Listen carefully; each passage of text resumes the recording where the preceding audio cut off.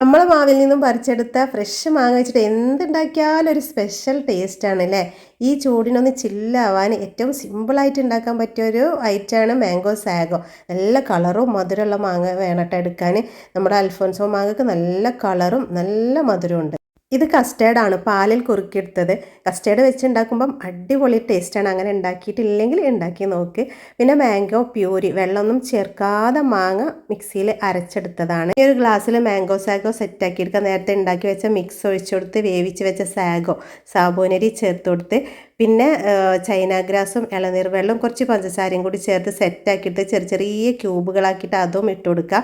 പിന്നെ മാങ്ങ ചെറിയ ചെറിയ കഷ്ണങ്ങളാക്കിയിട്ട് ചെറിയ ക്യൂബാക്കിയിട്ട് അത് ഇട്ട് കൊടുക്കുക കേട്ടോ. ഇത്രയേ ഉള്ളൂ, എളുപ്പത്തിൽ ഉണ്ടാക്കിയെടുക്കാൻ പറ്റും. പിന്നെ ഒരു ഭംഗിക്ക് വേണ്ടിയിട്ട് 2 പുതിനയിലും കൂടെ വെച്ച് കൊടുത്തിട്ടാണ്. ഇനി എല്ലാം കൂടെ ഒന്ന് മിക്സ് ചെയ്തെടുക്കുക. അടിപൊളി ടേസ്റ്റാണ്. എൻ്റെ ഒരു ഫേവറേറ്റ് ഐറ്റമാണ്.